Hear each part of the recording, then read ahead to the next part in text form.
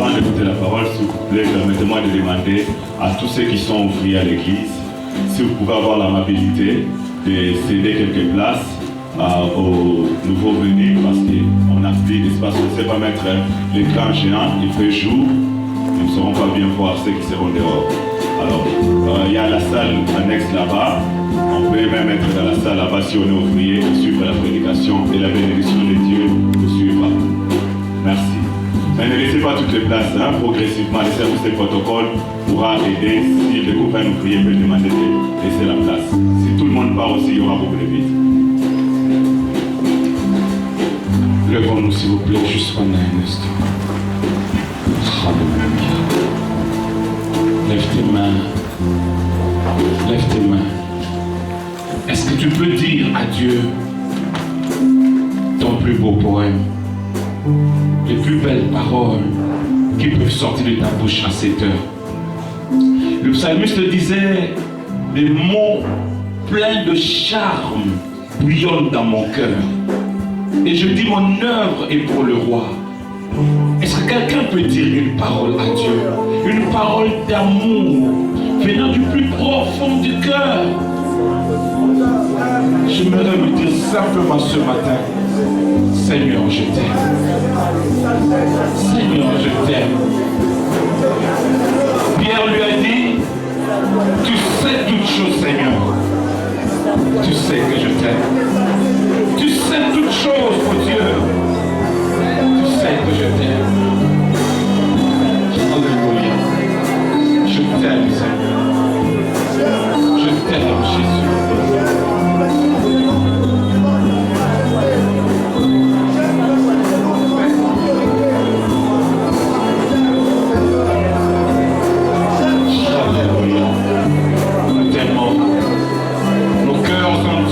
Toi, tout entier pour toi, Jésus.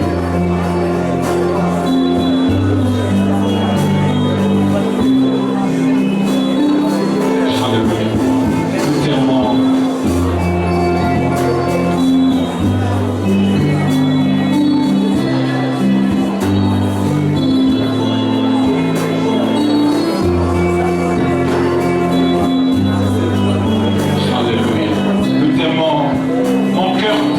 Jésus, mon cœur t'aime, Seigneur. Alléluia.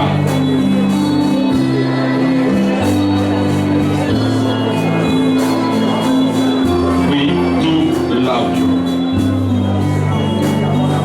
Merci, Seigneur. Merci, Jésus. Merci, Seigneur. Est-ce qu'on peut crier Amen? Crier Amen. Est-ce qu'on peut faire mieux que ça? Est-ce qu'on peut crier plus fort Amen? On peut acclamer. Est-ce qu'on peut acclamer mieux que ça?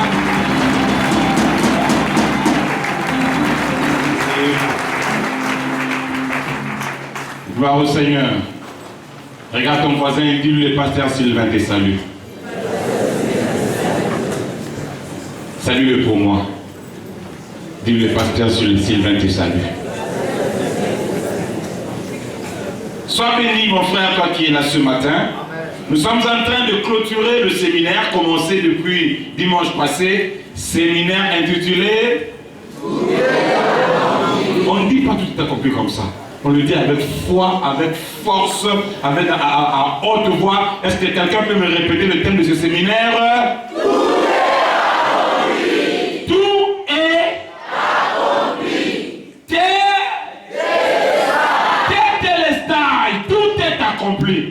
Ça veut dire que c'est complètement fait. C'est complètement fini. C'est complètement achevé. C'est complètement acquis. C'est fait. C'est fini. Il n'y a plus à discuter. Il n'y a plus à redire. C'est fermé. Est-ce que quelqu'un peut me dire Amen? Amen. Donc ça veut dire que Jésus a tout acquis pour moi à la croix de Golgotha. Le diable n'a plus une dette à me réclamer. Parce qu'on ne paye pas une dette deux fois. Jésus a déjà payé pour moi. Il a payé pour mon péché et donc mon péché est pardonné. Il a payé pour ma maladie, donc ma maladie est guérie. Il a payé pour ma malédiction, donc je suis béni. Il a payé pour mon travail, donc je dois avoir un travail. Il a payé pour ma santé, je dois vivre en bonne santé. Il a payé pour mon sommeil, je dois dormir en paix. Il a payé pour ma vie sociale, je dois prospérer dans ce monde. Il a payé pour mes enfants, je dois mettre au monde.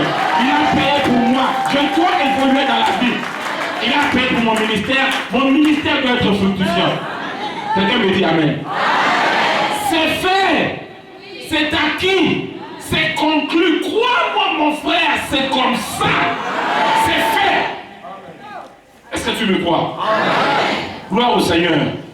Gloire à Dieu. La balle n'est plus dans les camps des dieux. La balle est maintenant dans ton camp. J'aimerais te dire ceci, mon frère. C'est à toi maintenant de pouvoir bénéficier du fruit de ce séminaire. C'est à toi de croire dans ces paroles. C'est à toi d'agir selon la parole que tu as entendue. C'est à toi de pouvoir aller sur le terrain et de démontrer la supériorité du royaume des dieux sur le royaume des ténèbres. C'est à toi de t'attacher à Dieu de manière à attirer constamment ses faveurs. Quelqu'un me dit amen. Pour clôturer ce séminaire, je parlerai sur un thème particulier. Demandez-moi quel thème encore, pasteur. Je parlerai sur un thème particulier. Reposez-moi encore la question. Je parle ce matin sur le thème Matthias, le 13e disciple.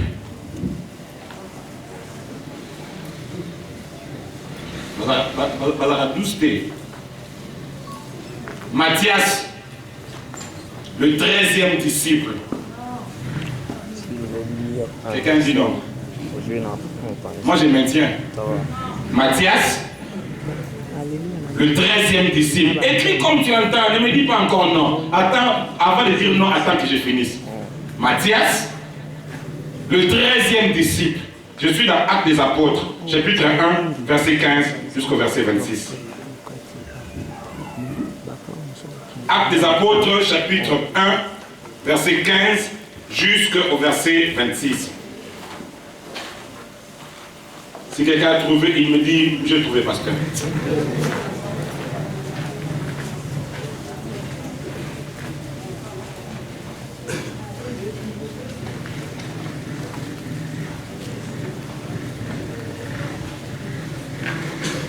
Est-ce que je peux vous demander de nourrir la parole de Dieu? Merci.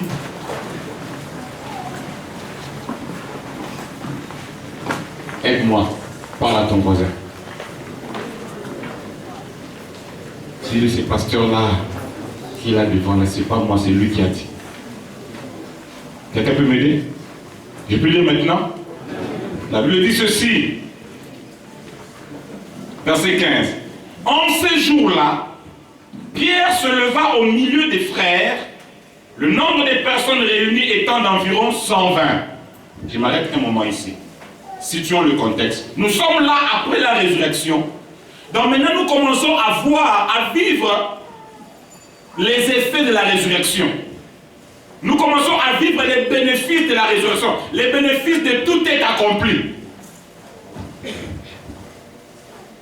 Pierre dit, verset 16, « Hommes frères, il fallait que s'accomplisse ce que le Saint-Esprit dans l'Écriture a annoncé d'avance par la bouche de David au sujet de Judas, qui a été le guide de ceux qui ont saisi Jésus.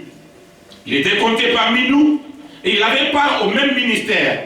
Cet homme, ayant acquis un champ avec le salaire du crime, est tombé, s'est rompu par les milieux du corps et toutes ses entrailles se sont répandues. Là, Pierre est en train de parler de la mort de Judas.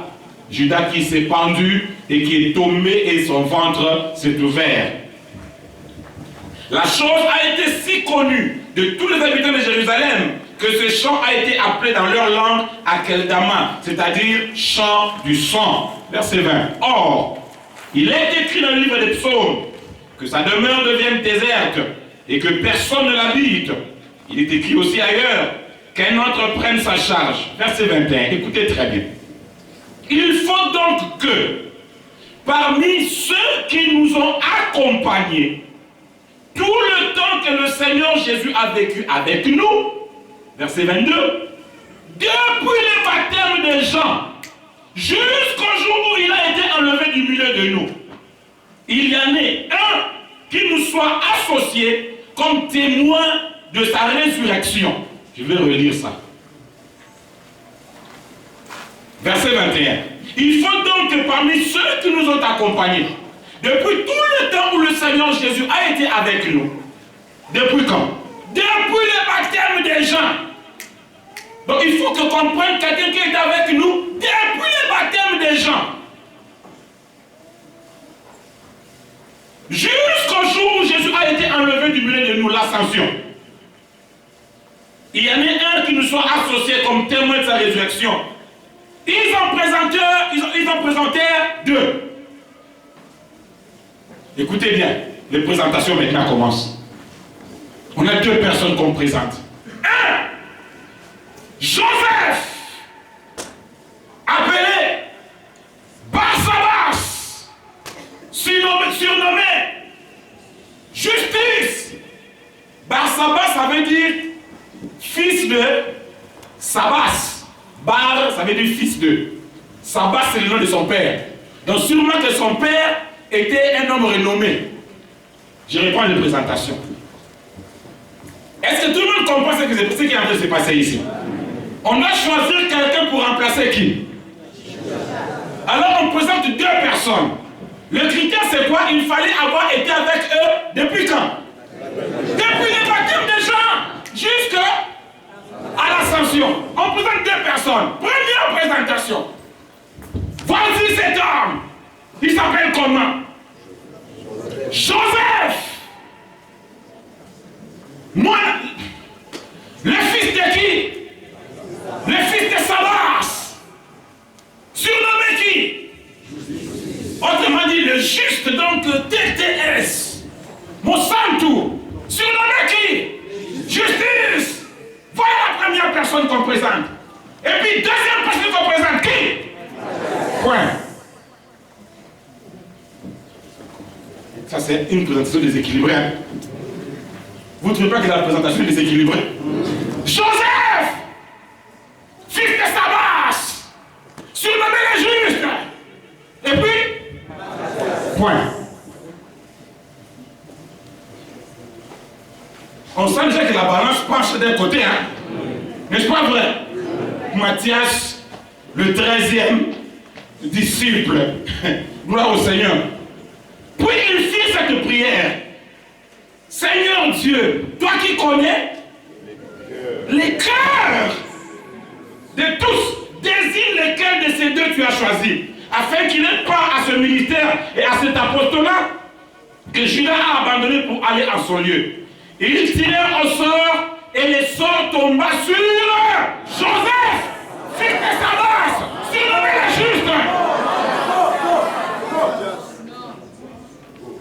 Et les sorts tomba sur point.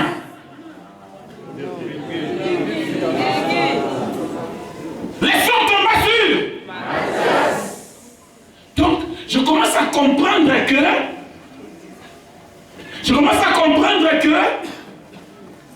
même si pour les hommes tu es cité en dernier, ça ne veut pas nécessairement dire que tu es le dernier devant Dieu.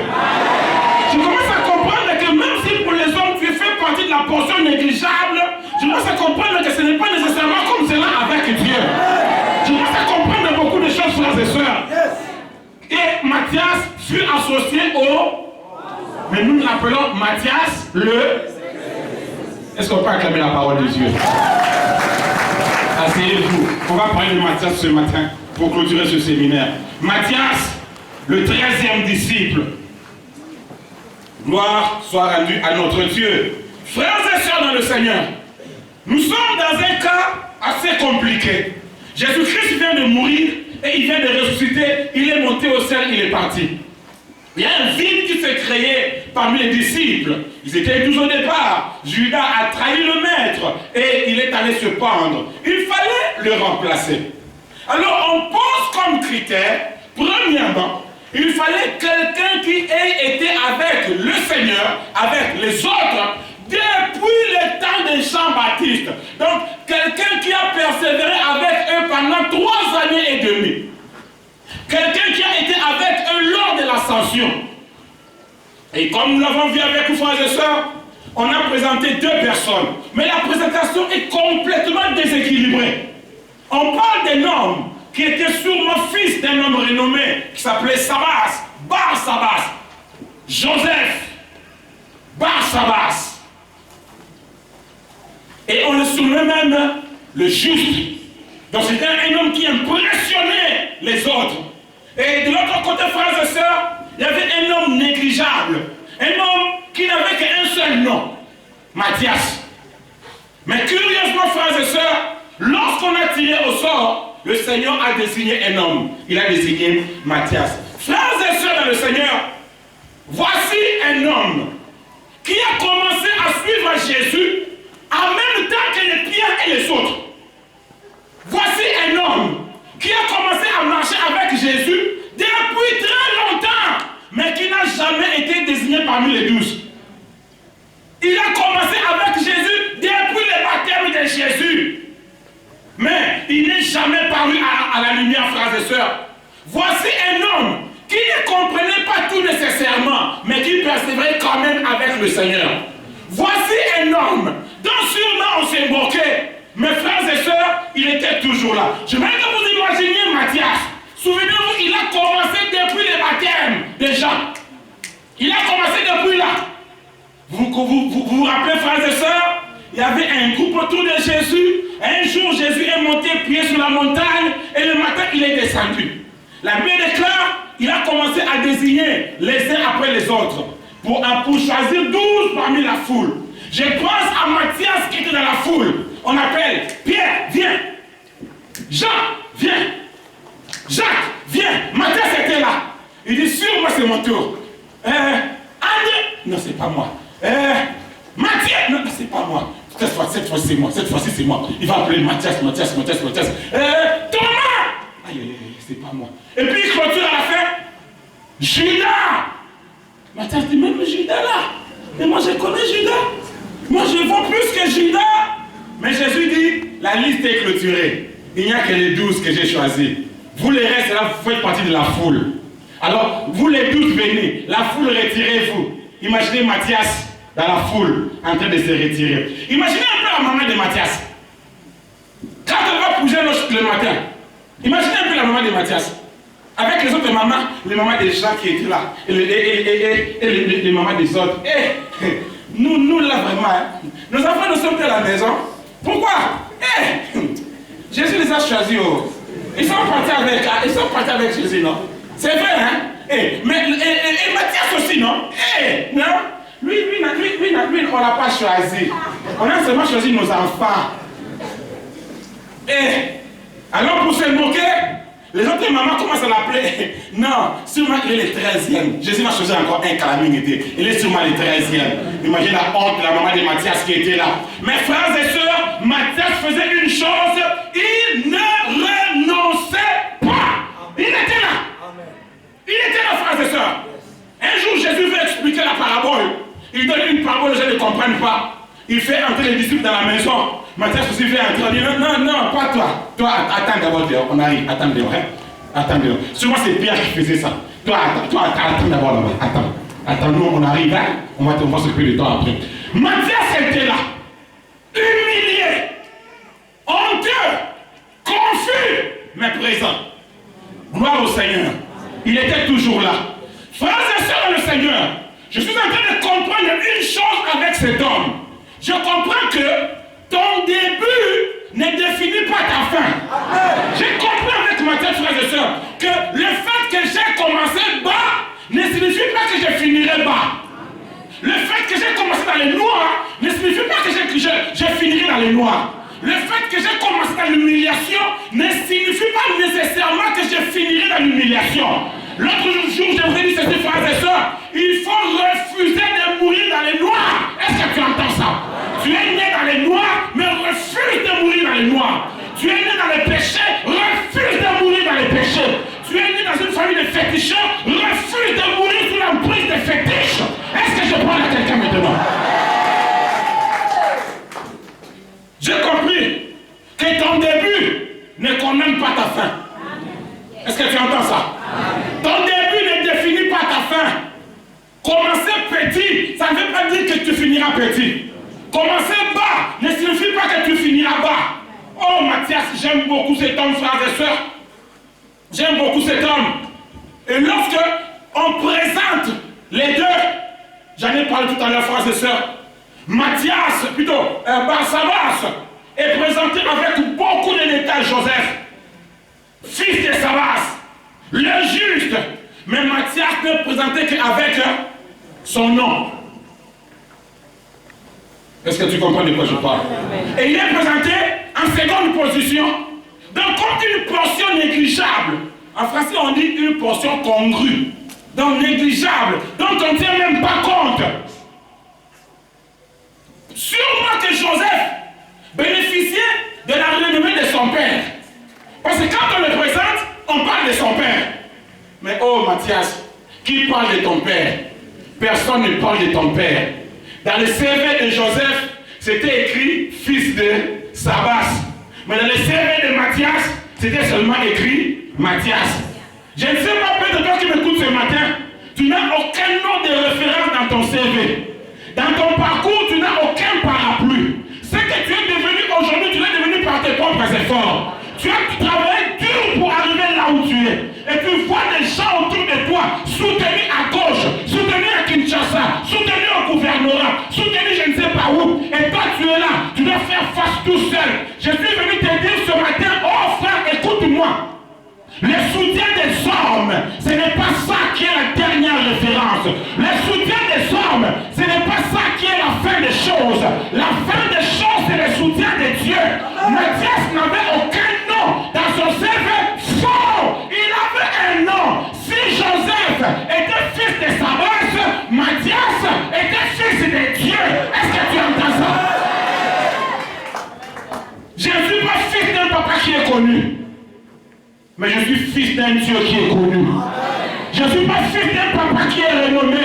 Mais je suis fils d'un Dieu qui est renommé. Là où un père humain ne peut pas t'introduire, Dieu est capable de t'introduire. Là où un parapluie humain ne peut pas t'introduire, Dieu peut t'introduire. Est-ce que tu entends ça? Matthias. Est-ce qu'il y a un Matthias ce matin en ce lieu? Est-ce qu'il y a un Matthias ce matin en ce lieu? Frères et sœurs dans le Seigneur, je suis venu vous dire ceci. Matthias est entré dans une liste que Jésus lui-même avait clôturée. My God. My goodness. Il est entré dans une liste que Jésus lui-même a clôturée. Mais il est entré quand même là-dedans. My God. Si Matthias peut entrer dans une liste que Jésus a clôturée, et vous croyez que moi je ne peux pas entrer dans la liste qu'un homme a clôturée? Est-ce que tu entends ça? C'est lui qu'un homme qui a clôturé. Tant que je peux entrer dedans, lui est entré dans la liste que Jésus lui-même avait dit 12, c'est fini. Mais Matthias est entré quand même. Gloire au Seigneur. Est-ce que vous savez comment on appelle ça? Est-ce que vous savez comment on appelle ça? Demande-moi, on appelle ça comment, pasteur? Tout le monde demande sauf toi, demande-moi, on appelle ça comment, pasteur? On appelle ça, hein? L'ordre de Melchisedec. Est-ce que tu connais l'ordre de Melchisedec? Oh non, moi je suis de l'ordre de Amorc. Ordre ancien et mystique, ordre de la rose croix. Toi, tu crois que ça c'est un ordre, ça? Nous faisons partie d'un ordre supérieur. L'ordre de Melchisedec. Est-ce que tu sais de quoi il s'agit? Demande-moi c'est quoi l'ordre de Melchisedec, pasteur, demande-moi. La Bible déclare à propos de Jésus, il est sacrificateur à toujours selon l'ordre de... Pourquoi? Pour être sacrificateur, il fallait être de la tribu de Lévi. Or, Jésus était de la tribu de Judas. Mais il est déclaré quand même souverain sacrificateur. Comment est-il entré là-dedans? Ça, c'est l'ordre de Melchisedec. L'ordre de Melchisedec, frères et sœurs, c'est l'ordre des gens qu'on attend pour qui entrent quand même. Des gens qui ne sont pas sur la liste, mais vous surtout qui voyez, ils sont déjà là-dedans. Des gens devant qui la porte est fermée, mais ils entrent quand même. Des gens qui sont des non-partants au départ, mais qui finissent quand même premiers. Des gens qu'on néglige au départ,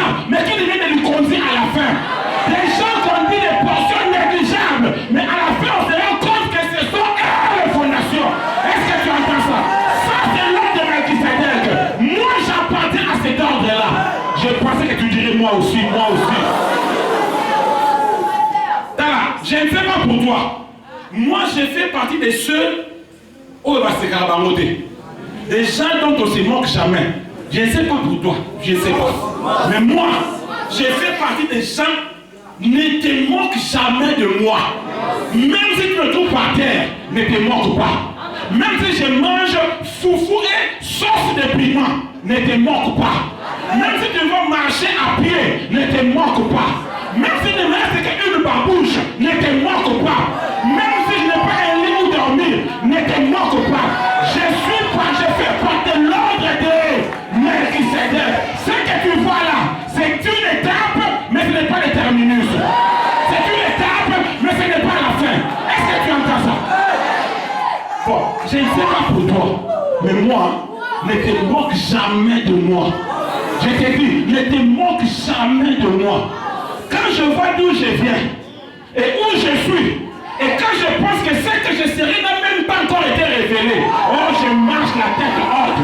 Je marche la tête haute. Il y a eu un homme qui s'est moqué de moi dans la vie. C'était le chef d'une agence de voyage. J'étais bloqué quelque part. J'étais bloqué en Éthiopie. Et cet homme-là s'est moqué de moi. Les gens de mon église sont allés le voir pour dire voilà, il y a tel document dont notre pasteur a besoin, il est bloqué en Éthiopie. Il dit, dites à votre pasteur de rentrer au Congo. Vous croyez moi que demandez-lui, il croit que lui, il a peur aux États-Unis. Il a dit ça. Bon. Moi, je ne savais pas que les États-Unis c'était le pays de leur papa. Ça, je ne savais pas. Moi, c'est vrai, sincèrement, je ne savais pas. Donc, je ne savais pas que les États-Unis c'était à eux. Donc, si quelqu'un veut entrer, il doit passer d'abord par eux. Est-ce que quelqu'un comprend mon langage? On l'a oublié. Frère, moi je crois, je le déclare tous les jours. Je fais partie des gens dont il ne faut jamais se moquer. Parce que je crois dans la parole que je suis en train de vous prêcher, frères et sœurs.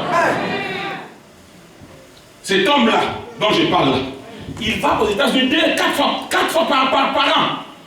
Un jour, il est monté dans l'avion. Il a décollé dans la ville de New York. Il était dans l'avion, et puis il s'est levé, il allait à la toilette de l'avion. Il va à la toilette, dans l'avion, en plein États-Unis. Il passe, et puis il revient. Il reste sur le siège. Mathias était assis là. Mathias était assis sur la chaise. J'étais assis là sur le siège. À Gandhi. Ah, toi, tu fais quoi ici? Lors de Melchisedec, papa. Lors de Melchisedec, les gens qu'on n'attend pas mais qui arrivent.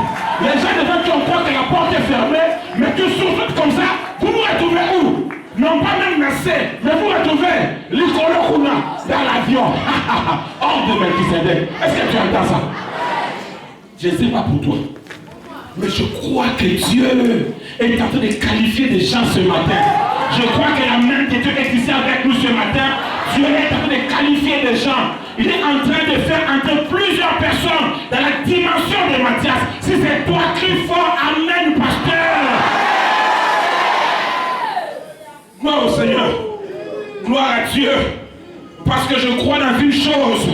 Dieu ne te bénira pas en fonction de ce que les gens disent de toi. Si Dieu devait bénir comme ça, Dieu aurait choisi directement Joseph. Non, je crois que Dieu ne te bénira pas en fonction de ce que les gens pensent de toi. Il ne te bénira pas en fonction des surnoms que les gens t'ont donnés. Il ne te bénira pas en fonction de ta famille. Moi, je crois qu'il y a une bénédiction de Dieu taillée à ta mesure, sur laquelle il est écrit ton nom. Une bénédiction qui n'attend que toi. Une bénédiction qui est pour toi. Une bénédiction que Dieu a qualifiée pour toi. Une bénédiction que Dieu a prédestinée pour toi. Une bénédiction qui est ta mesure, qui est ta longueur, qui est ta couleur, qui est ta largeur, qui est ton nom, qui est ton prénom, qui est ton prénom. Je crois qu'il y a une bénédiction qui s'appelle Mathias.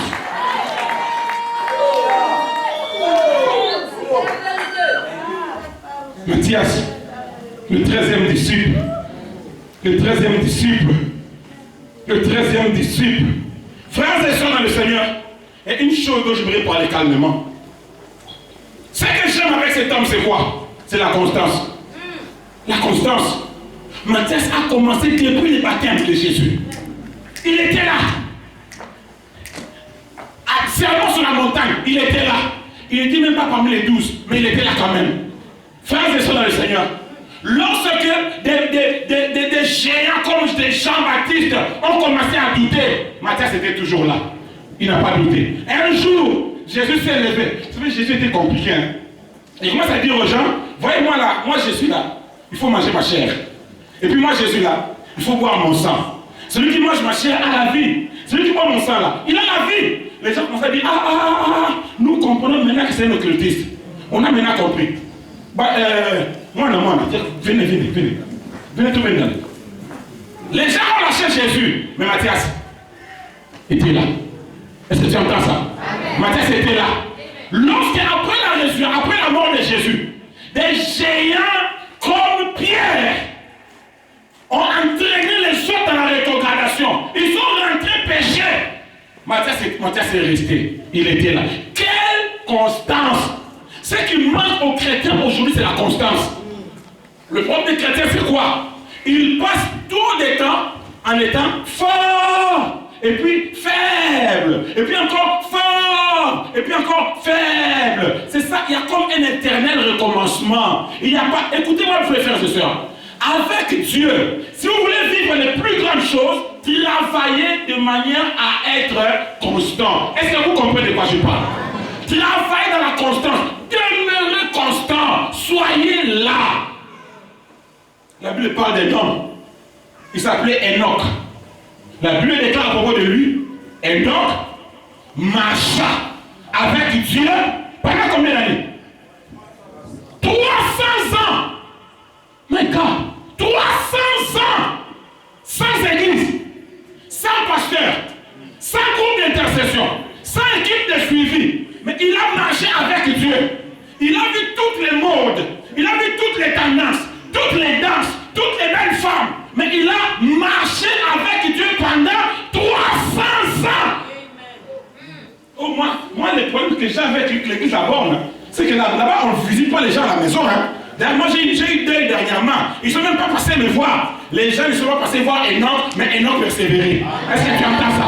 Ça, c'est la marque des chrétiens mûrs, des chrétiens matures, qui ont compris que je ne viens pas à l'église pour les pasteurs, je ne viens pas à l'église pour être suivi, mais je viens à l'église pour adorer Jésus et m'attacher à lui.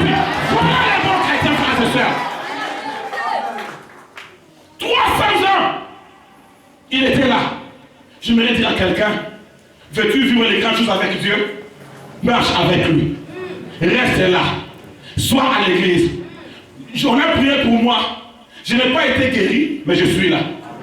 On a prié pour moi. Je n'ai pas encore obtenu le travail, mais je suis là. Le mariage ne vient pas encore, mais je suis là. J'ai encore mal, mais je suis là. Je n'ai pas encore d'habits, mais je suis là. Ça ne va pas encore très bien, mais je suis là. La constance. La constance. Le problème de plusieurs personnes ici, c'est quoi? C'est ça le problème. Il y a des gens qui sont très forts pendant un temps. Le temps de ce séminaire, très fort. Mais dans 2 semaines, très faible. Presque plus de vie de prière. Presque un pied dans le monde. Très faible. Et puis, à la prochaine action, très fort. Il manque la constance. J'aime cet homme Matthias. Il était là, frères et sœurs. Il était là. Marchant avec Dieu. Persévérant avec Dieu. Persévérant toujours avec lui. Il était là, frères et sœurs.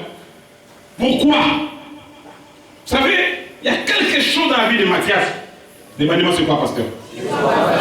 Demandez-moi bien c'est quoi, pasteur? Il y a quelque chose dans la vie de Matthias qui est lié à son nom. En fait, Matthias veut dire don. Amen. Récompense. C'est ce que son nom veut dire. Don. Récompense. Pourquoi Matthias est resté? Matthias avait compris une chose, frères et sœurs. Matthias a compris qu'il était un don pour sa génération. Qu'est-ce qu'il sont de dire? Je suis en train de dire ceci. Matthias, écoute-moi. Est-ce qu'il y a un Matthias ce matin parmi nous? Matthias, écoute-moi très bien. Le problème de Matthias, c'est quoi? C'est que Matthias est un don. Matthias est une récompense. Matthias a été taillé pour être une solution par rapport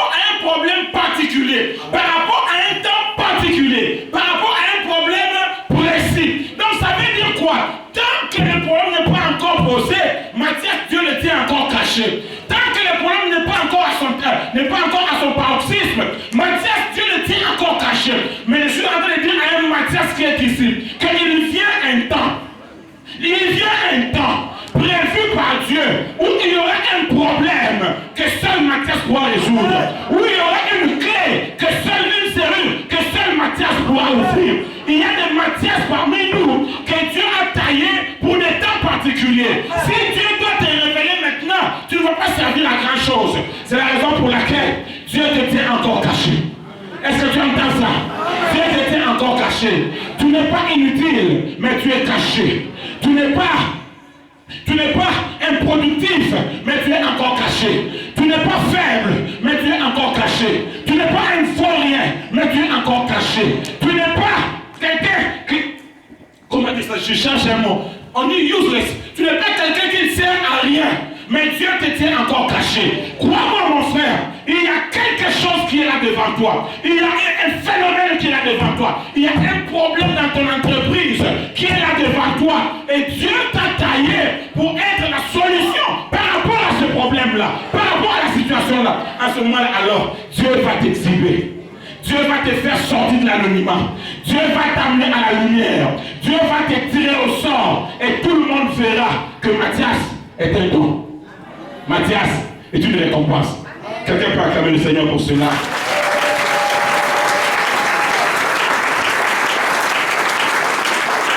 Il m'a caché. Il m'a caché. Ce n'est pas que je ne sers à rien, non. J'ai mon temps. Je suis que caché. Est-ce que tu entends ça? Je ne suis pas malade. Il m'a caché. Je ne suis pas au chômage. Je suis caché. Je ne suis pas relégué au second plan. Non, je suis caché. Il y a des gens comme ça qui sont comme Matthias, des dons de l'Éternel que Dieu tient cachés. Il a caché Joseph dans un puits. Quelqu'un qui aurait vu Joseph dans le puits, qu'est-ce qu'il aurait dit? Cet homme est maudit. Cet homme ne sert à rien. Non, il y a des Matthias comme ça qui sont dans les trous, qui sont dans les puits. Il a caché Joseph dans la maison de Potiphar.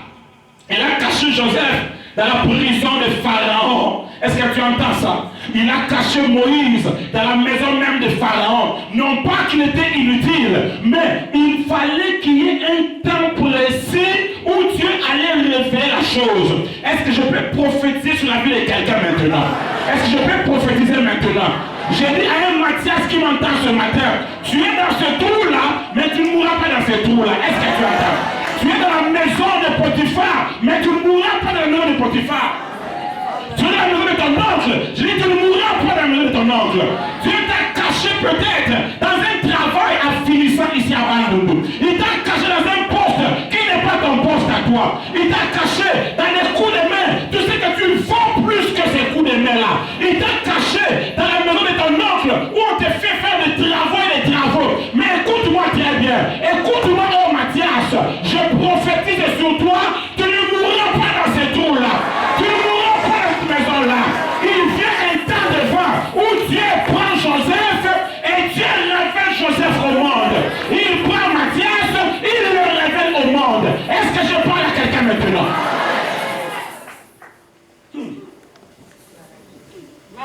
Il y a un temps devant nous. Il vient un temps devant toi. Et tu comprendras pourquoi Dieu a mis ces choses-là entre tes mains. Tu comprendras pourquoi Dieu t'a tenu caché encore pendant longtemps comme ça. Tu comprendras pourquoi Dieu t'a mis derrière les champs pendant longtemps. Tu comprends? Écoute-moi, il y a quelqu'un qui est parmi nous là, qui se pose la question. Exactement comme Matthias. Matthias était là, il voyait des gens comme des Judas qui servaient et qui volaient. Matthias disait, ah Seigneur, mais moi je vaux plus que Judas. C'est un voleur. Écoute-moi, tu travailles quelque part et tu es en train de voir un Judas qui est même ton chef, un voleur, un détourneur, un incompétent, quelqu'un tu vaux plus que lui et tu le sais. Écoute-moi très bien, ne te bats pas avec Judas. N'entre pas en conflit ouvert avec lui. Ça ne sert à rien. Crois-moi, là où tu es là maintenant, Dieu est en train de te préparer pour remplacer Judas. Est-ce que tu entends ça? Dieu te taille pour prendre la place de Judas. Est-ce que tu entends ce que je dis? Fais ton travail. sois honnête, sois intègre, sois assidu, sois proactif, reste là, fais ce que tu as à faire. Et bientôt tu vas voir.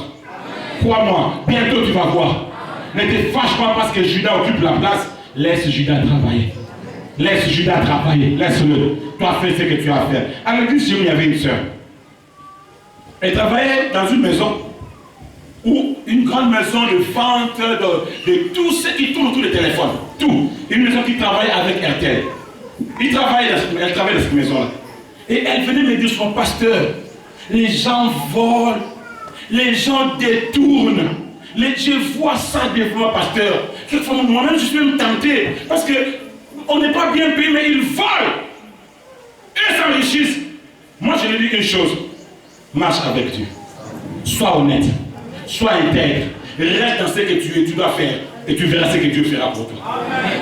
Elle était surprise. Un jour, leur numéro 1 l'appelle. Monte au bureau. Elle est montée. Le numéro 1 lui dit, je ne suis pas aveugle. Je sais ce qui se passe dans cette boîte. Je sais que les gens volent.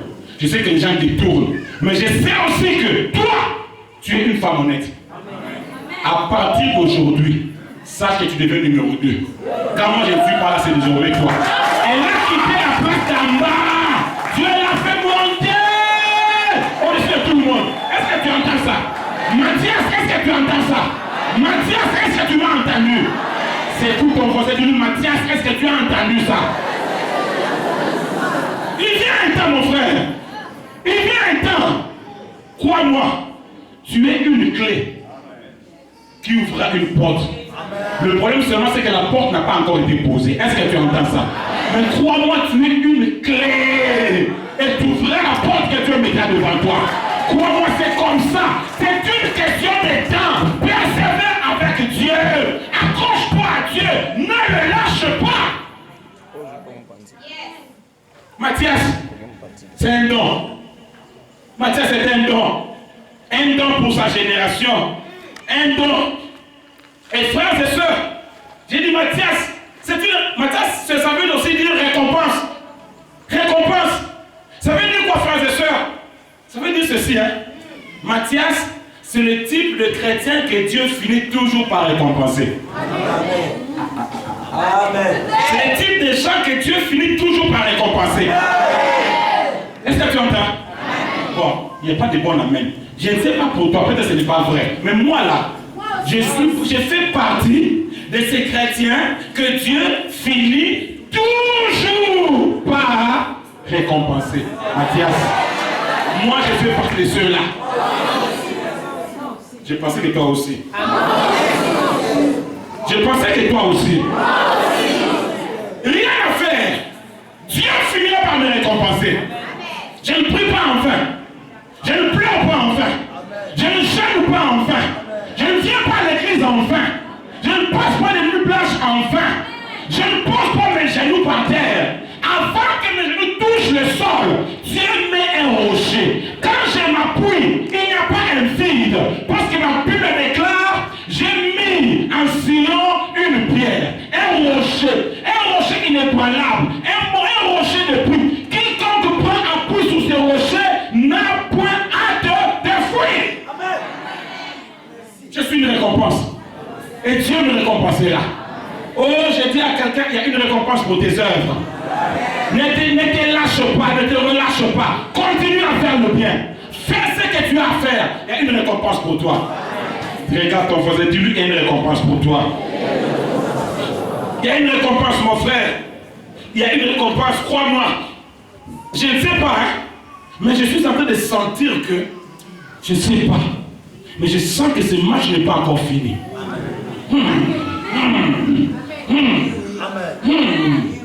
Mes questions sont plus nombreuses que mes réponses. Mais j'ai l'impression que ce match n'est pas encore fini. Oui, dis-moi oui. Non, je sens que ce match n'est pas encore fini. J'entends des coups de sifflet. Mais je sens que ce n'est pas l'arbitre qui a sifflé. Je sens que l'arbitre lui n'a pas encore sifflé. Je suis de sentir ça. Non, je sens qu'il y a encore espoir dans ces dossiers. Je ne sais pas pourquoi, mais je sens que, frères et sœurs, je sens que les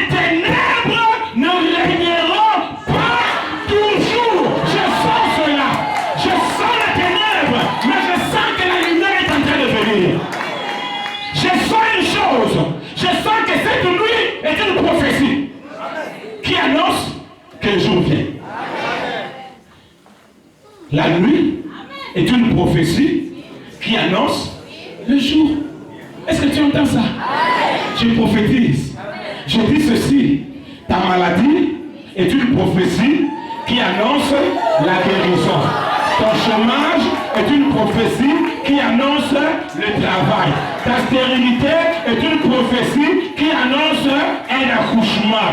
Ta faiblesse est une prophétie qui annonce ta force. Le fait qu'on t'a caché est une prophétie qui annonce que tu vas paraître. Est-ce que je parle à quelqu'un maintenant? Tes larmes sont une prophétie qui annonce que le sourire va venir bientôt. Ton deuil est une prophétie qui annonce que la fête, c'est pour bientôt. Est-ce que tu entends cela? Mathias, est-ce que tu entends cela?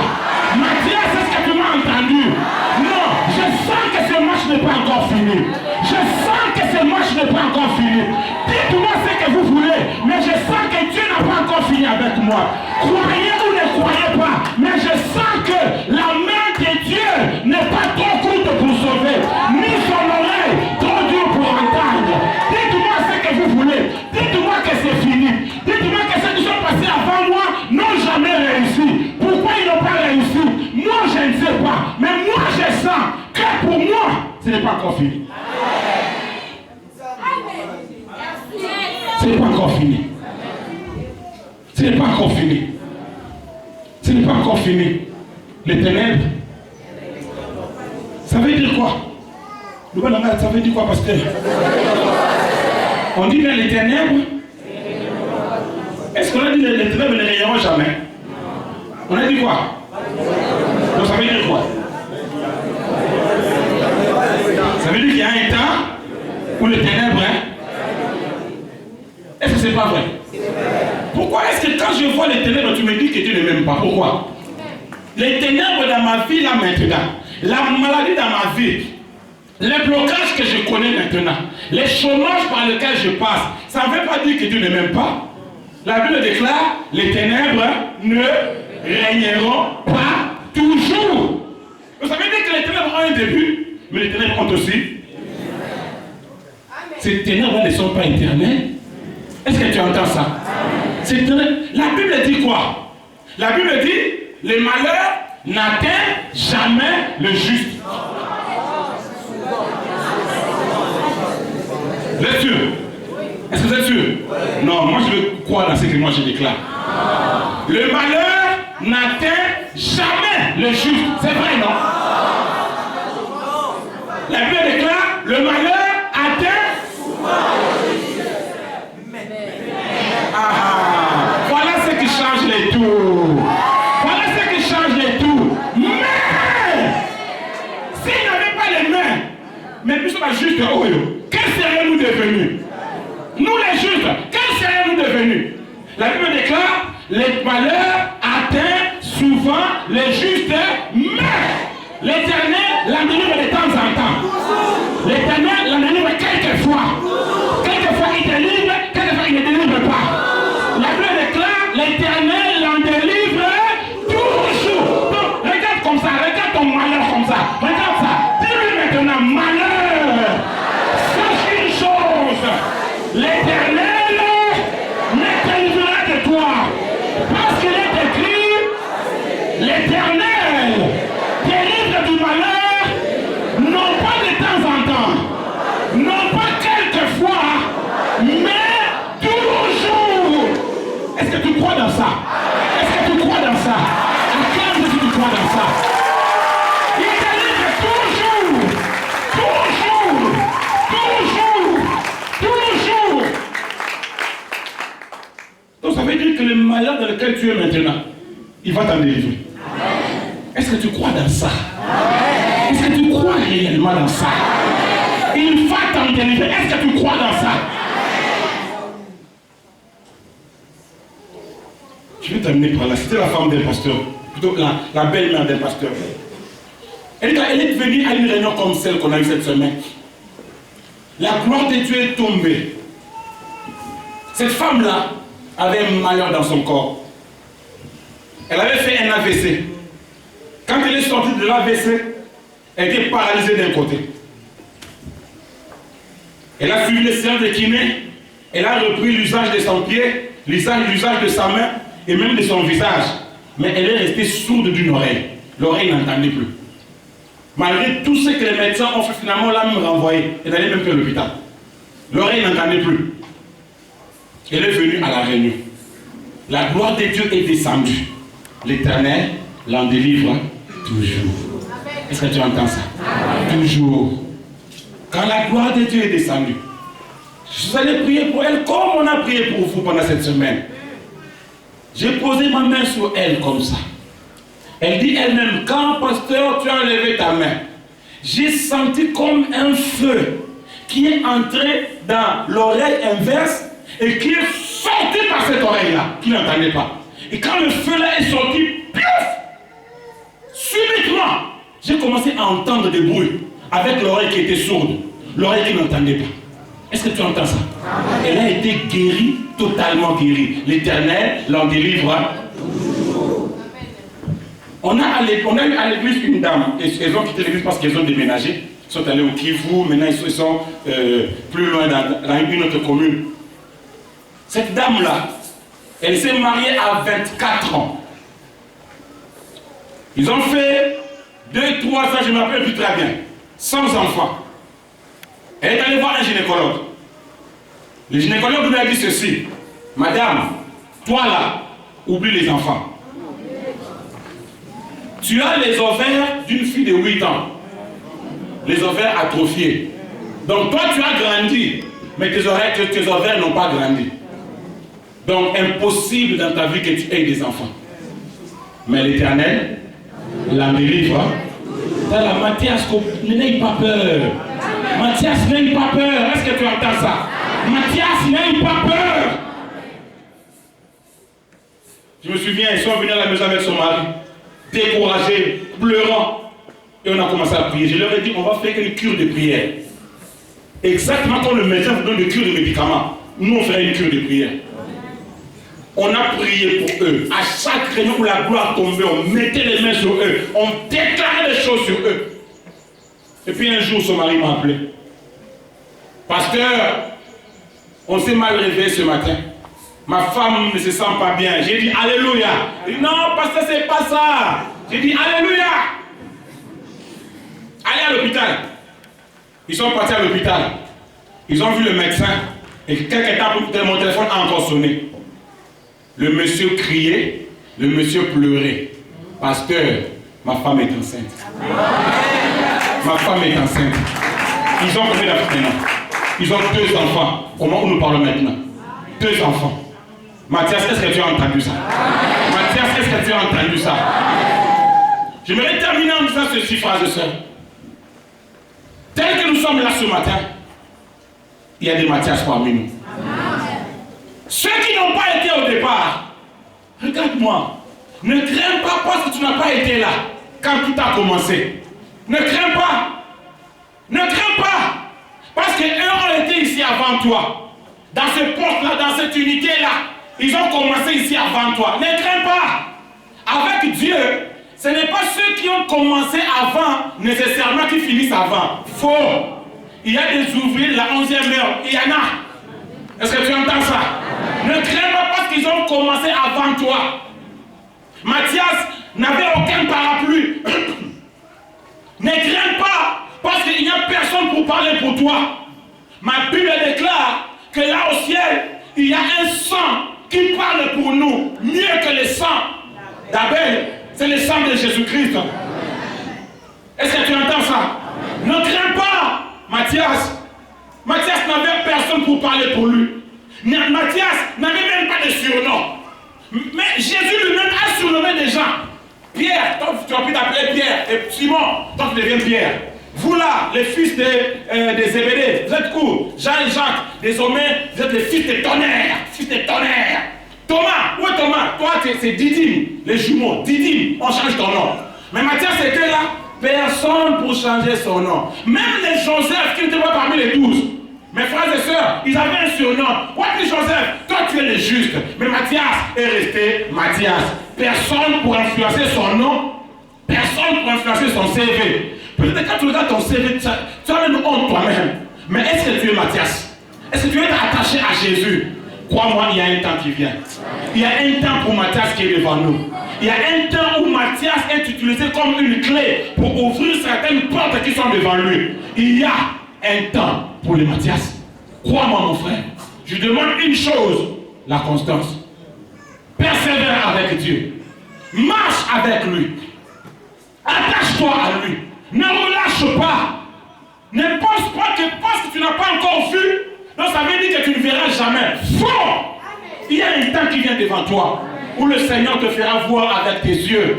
Comme Job disait, mon Rédempteur se levera le dernier. Et ce ne sont pas les yeux des autres qui le verront, mais mes propres yeux le verront. Ce n'est pas un slogan, c'est une prophétie dont le terme est déjà fixé. Une prophétie qui marche vers son accomplissement. Si elle tarde, attends-la, parce qu'elle s'accomplira et elle s'accomplira certainement. Est-ce que je parlais à quelqu'un? Acclame très fort le Seigneur. Lève-toi là où tu es, s'il te plaît. Lève-toi là où tu es. Alléluia. Alléluia.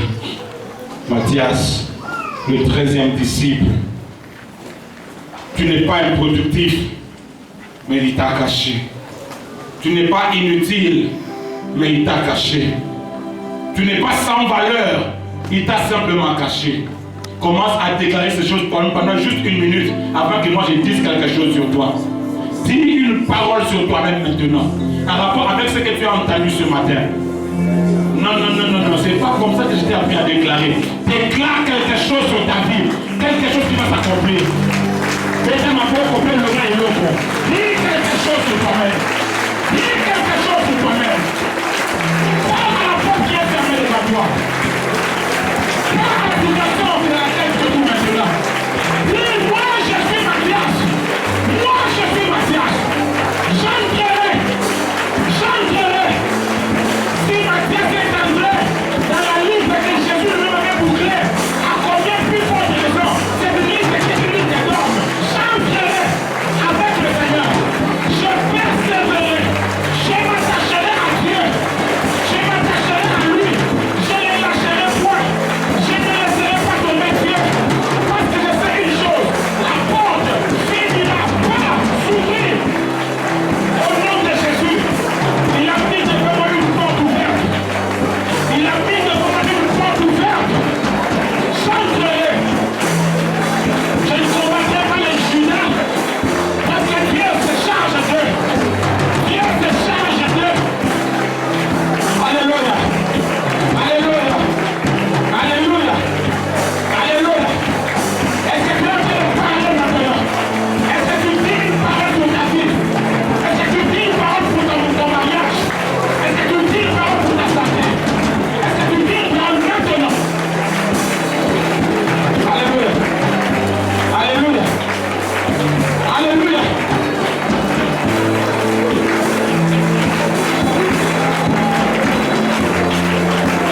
Oh Dieu.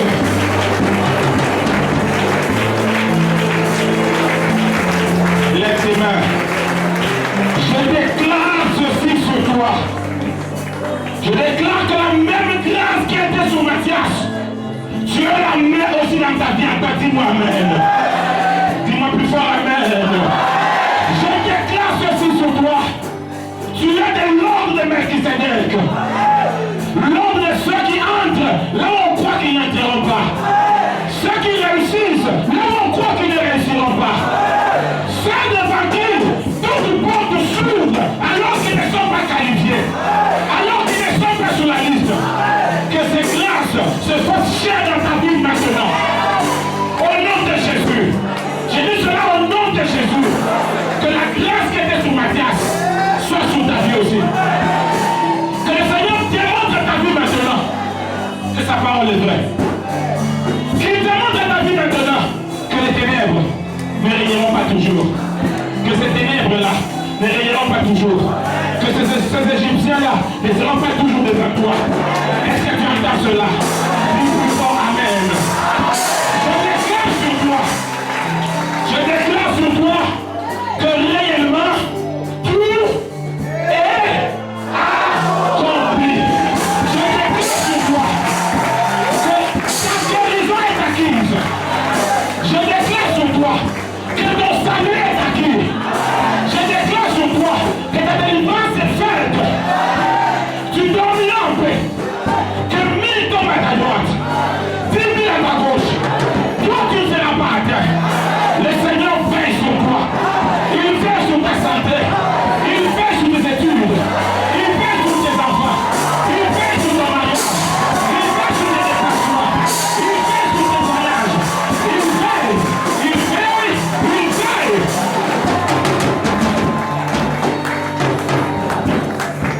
déclare sur toi que tout est fait. Tout est acquis, tout est fini, tout est ok. Je déclare sur toi, tout est accompli. Dans ta santé, c'est accompli. Maintenant, au nom de Jésus, je déclare sur toi les meilleures grâces et les meilleures provisions de Dieu. Que les bonnes nouvelles commencent déjà cette semaine. Que les bonnes nouvelles commencent déjà aujourd'hui. Que les bonnes nouvelles commencent déjà aujourd'hui. Que ton téléphone sonne et qu'une bonne nouvelle t'arrive. Que ton téléphone sonne et qu'une bonne nouvelle t'arrive. Que tu reçois un mail qui t'annonce une bonne nouvelle. Maintenant, alors que je parle, j'attache les meilleures grâces de Dieu à ta vie. Parce que tout est accompli. Je déclare sur toi qu'aucune parole d'un mal intentionné ne peut avoir effet sur ta vie.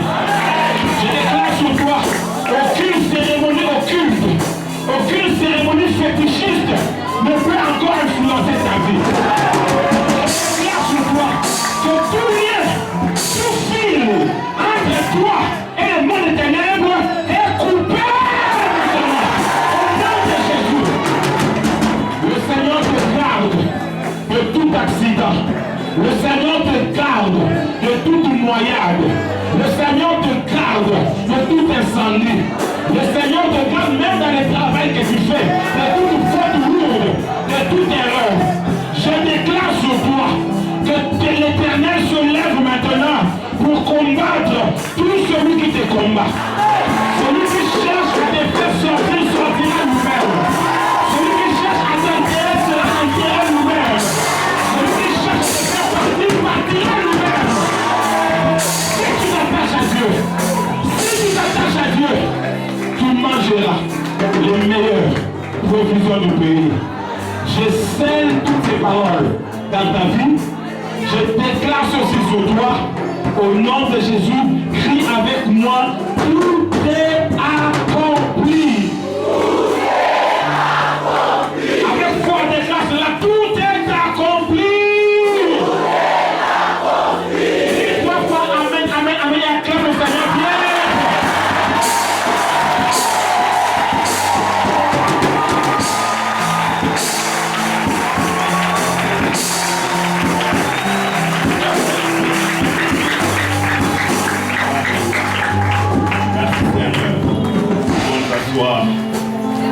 Alléluia. Alléluia. Oh Seigneur, ça en est fait. Ce programme qui était rêvé, qui était attendu. Voici le Seigneur, nous sommes à la fin de ce programme. Oui, tout est accompli. Merveilleux Seigneur, le Dieu qui commence et qui achève. Le Dieu qui n'abandonne pas le chantier. Le Dieu qui va jusqu'au bout. Le Dieu qui fait tout à merveille. Le Dieu de la perfection. Le Dieu de l'accomplissement. Alléluia. Tu as accompli des œuvres parmi nous, Seigneur. Ce que nous pouvons savoir et ce qui échappe complètement à notre connaissance. Ce que nous pouvons voir et ce qui demeurera invisible. Les choses présentes et les choses à venir. Tu les as accomplies toutes. Louange à toi, Seigneur. Dieu est très haut. Dieu est très élevé. Et Dieu qui s'abaisse parmi les hommes. Et qui marche parmi les hommes. Qui entre dans la situation des hommes. Parce que tu es compatissant. Tu viens élever les forts. Tu viens enrichir les pauvres. Tu viens fortifier les pauvres. Et le faible, Seigneur, et devient vainqueur. Oh Dieu, sois loué. Merci pour chaque journée passée en Seigneur. Merci pour chaque moment d'adoration. Merci pour chaque moment de prédication. Merci pour chaque moment de prière. Éternel Dieu, le Dieu qui crée, tu as créé des choses inexistantes dans nos vies. Tu les as appelées à l'existence et ces choses sont venues. Elles sont établies. Et comme tu soutiens le monde que tu as créé, tu soutiendras ces choses dans nos vies et au sein de l'Église. Merci Seigneur. Merci Seigneur. Nous voulons présenter nos offrandes à Dieu maintenant. J'aimerais que tu pries pour ton offrande. Tu pries pour le don que tu veux offrir à Dieu maintenant. J'aimerais que ce soit un acte que tu poses avec conscience, car c'est une source de bénédiction. Prions le Seigneur. Avec conscience, offrir à Dieu. Comme Abraham devait offrir Isaac avec conscience. Comme les sacrificateurs devaient poser l'offrande sur l'autel avec conscience. Je veux que tu offres à Dieu de façon consciencieuse, sachant ce que tu fais. Oh Dieu, regarde Seigneur chacun et regarde son offrande. Comme autrefois tu portes les regards favorables sur Abel et sur son offrande. Toi qui connais le cœur, Seigneur, regarde et que Dieu bénisse la vie de chacun dans le nom de Jésus-Christ. Amen. Merci Seigneur. Le panier des offrandes va circuler deux fois. La première fois c'est pour les dîmes, les offrandes et les dons que l'on fait présenter à Dieu pour l'œuvre de Dieu, pour l'Église. Et la deuxième fois, ça sera exclusivement pour notre prédicateur, le pasteur Sylvain, qui a été avec nous depuis le dimanche passé, et nous voulons le bénir. Nous voudrons donc le bénir matériellement, le bénir aussi financièrement. Donc même si vous n'avez pas pu mettre le don que vous voulez offrir au pasteur Sylvain, mettre ça dans une enveloppe, nous ferons circuler le panier pour la deuxième fois, justement pour tous ceux-là qui ont eu à cœur aussi de bénir le serviteur de Dieu. J'aimerais que nous ayons la joie de le bénir et qu'il se sente aussi béni par nous, comme plusieurs peuvent se sentir bénis par lui. La reconnaissance nous amène à cela. Rien que la reconnaissance. Mais la parole de Dieu aussi nous conduit à cela. Et l'obéissance à la parole de Dieu ne peut pas nous laisser indifférents après avoir été bénis et édifiés par quelqu'un. La Bible nous donne le devoir de le soutenir avec nos biens, de le faire part de ce que nous possédons. Merci Seigneur. Y a-t-il quelqu'un qui est venu prier avec nous pour sa toute première fois, un dimanche matin? Peut-être que vous étiez pendant le séminaire, mais le dimanche matin, c'est votre première fois d'être avec nous ici à l'église La Borne. Vous pouvez vous lever là où vous êtes et l'église va vous accueillir. Tenez-vous debout. Merci. Merci. Merci. Merci. Merci. Merci. Gloire à Dieu. Et nous sommes dans la joie de vous compter parmi nous. Restez debout pendant un temps. Le service de protocole est en train de vous distribuer ces bouts de papier. Nous avons besoin de garder contact avec vous. Ça vous sera utile, ça nous sera aussi utile. Utile parce que nous avons le devoir de vous encourager dans le Seigneur. Et ces contacts, c'est possible si vous remplissez correctement ces coordonnées demandées. Votre nom, votre adresse, votre numéro de téléphone, et ce qui nous permettra de vous visiter ou vous contacter au téléphone pour un encouragement dans le Seigneur. Nous sommes l'église La Borne de Bandundu. Nous faisons partie de la communauté des Assemblées de Dieu de la République démocratique du Congo. Et nous appartenons donc à cette communauté et nous sommes une église extension de La Borne Kinshasa Mbizaipen. Nous vous prierons après le culte de ne pas vite partir, de nous donner encore quelques minutes, quelques 5 minutes, pour nous de récupérer ces bouts de papier. Et pour bien vous identifier, nous demanderons que vous veniez vous asseoir sur ces chaises à ma droite. Et le service approprié, le service d'évangélisation va s'entretenir avec vous et récupérer ces bouts de papier. Que le Seigneur vous bénisse. Nous ferons connaître tout à l'heure notre programme hebdomadaire, de sorte que si vous voudrez bien venir aussi la semaine en dehors d'aujourd'hui, vous soyez le bienvenu. Vous pouvez reprendre vos places pour un moment. Merci. Les autres annonces, c'est qu'il y a la vente des Bibles, des littératures chrétiennes, des sucrés, de l'eau en bouteille, des biscuits, des papiers mouchoirs et tant d'autres articles, les livres, des cassettes, des CD de musique chrétienne. Vous pouvez voir ça à l'extérieur sur notre point de vente. Le département de la jeunesse organise une prière, une réunion à l'intention des élèves finalistes. Ça sera le samedi 21 avril à 16h30. Ici à l'église, à l'intention des finalistes, c'est une prière avant les épreuves préliminaires des examens d'État. Donc le samedi 21 avril, ici à l'église à 16h30. Il est dit, venez chercher la face du Dieu qui accorde intelligence et sagesse. En vous préparant aussi, bien sûr.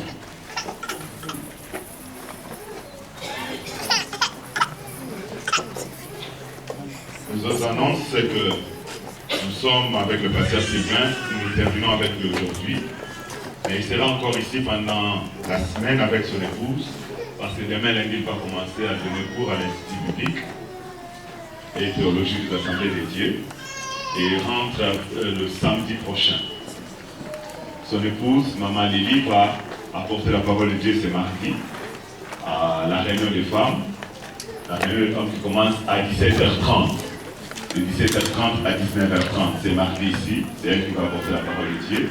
Et aussi le vendredi à la réunion de prière de toute l'église. L'église lance un programme d'enseignement des affermissements, que nous appelons classe d'affermissement. Ces enseignements ou ces classes d'affermissement commencent la semaine du 22 avril. 22 avril. Donc pour tous celui-là qui veut davantage s'asseoir dans la connaissance de la parole de Dieu, qui a besoin de la constance. Il nous a été parlé de la constance ce matin ici aussi. Alors, la connaissance de la parole de Dieu aide à cette constance. Il y a beaucoup d'enseignements qui sont classés dans ce programme. Des enseignements sur comment écouter la voix de Dieu, comment discerner la volonté de Dieu, comment savoir que Dieu parle et comment Dieu parle. Il y a des enseignements là-dessus. Il y aura des enseignements sur la prière, de différentes sortes de prières, comment faire sur plusieurs sortes de prières. Il y a des enseignements sur la méditation de la parole de Dieu, comment méditer la parole de Dieu et profiter de sa méditation. Il y a des enseignements sur la parole de Dieu, il y a des enseignements sur le Saint-Esprit, sur le don spirituel, comment être basé à le Saint-Esprit, comment être rempli du Saint-Esprit, comment exercer le don spirituel. Il y a des enseignements sur la croissance spirituelle, comment grandir en tant qu'enfant de Dieu, grandir spirituellement et avoir une vie chrétienne victorieuse. Donc ce sont là les enseignements qui sont classés dans ce programme d'affermissement. Ce sont les enseignements que nous venons de réviser, d'augmenter même par rapport aux besoins actuels. Et je vous assure que si vous participez à ces enseignements, ils seront une fois la semaine, vous serez davantage édifiés et affermis. Donc c'est pour quiconque a souci de sa vie spirituelle, sa vie chrétienne. L'Église a une offre de vente. Nous avions dit ça autrefois et nous le disons parce que autrefois on a dit il s'agissait d'une parcelle vers le quartier, dans le quartier appelé communément quartier Monique. Et puis il y a quelqu'un qui nous a dit qu'il allait prendre afin la personne se décide de lâcher l'offre, s'est décidé plutôt de lâcher l'offre. C'est comme ça que nous relançons cette offre-là pour celui qui est intéressé. C'est une parcelle. Il y a déjà une fondation en briques et avec le chat. Si vous êtes intéressé, prenez contact avec nous pendant aujourd'hui après les cultes avec le bureau de l'église ou pendant la semaine dans le quartier Monique. Nous avons besoin cet après-midi encore de frères volontaires pour quelques travaux manuels au sein de notre école primaire, l'école Labor. Vous avez besoin de faire un peu d'exercice musculaire ou besoin d'utiliser votre énergie, votre force à servir Dieu. Venez cet après-midi, il y a un peu de travail à faire, parce qu'avant demain, nous devons achever cette tâche.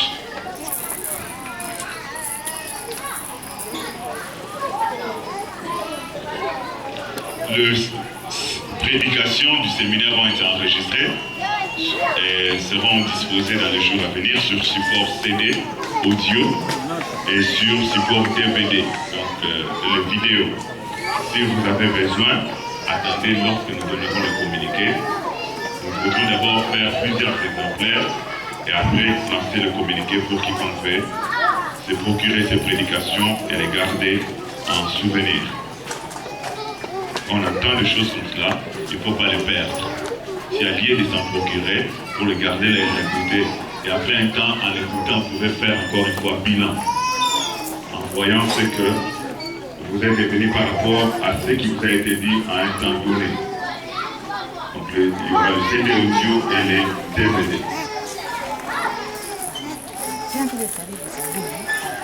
Le programme hebdomadaire. Nous reprenons donc avec le programme ordinaire de l'Église. Le mardi, les femmes se réunissent de 7h30 à 19h30, femmes mariées et femmes non mariées. Le mercredi, nous reprenons avec les réunions d'études bibliques, de 18h juste à 20h juste. Et nous continuons avec notre thème sur les événements des temps de la fin. Ce thème, je ne sais pas quand est-ce qu'il prendra lui-même fin. Donc comme ça parle des événements des temps de la fin, peut-être que ça va prendre fin avec la maison. Alors, c'est depuis l'année passée, nous continuons. Tant qu'il y a la matière, nous n'allons pas sauter. S'il y a un programme spécial à l'église, nous faisons une pause et puis nous continuons. Nous reprenons le thème. Donc, le mercredi, ne manquez pas de 18h à 20h, c'est pour toute l'église. Et vendredi, la réunion de prière de 18h à 20h pour toute l'église également. Samedi, la jeunesse reprend. C'est réunion de 16h30 à 18h30. Dimanche, comme d'habitude, nous aurons les cultes à 8h juste et à 10h30, comme vous le savez, et les enfants sont à l'école le dimanche. Le pasteur reçoit tous les mardis de 9h à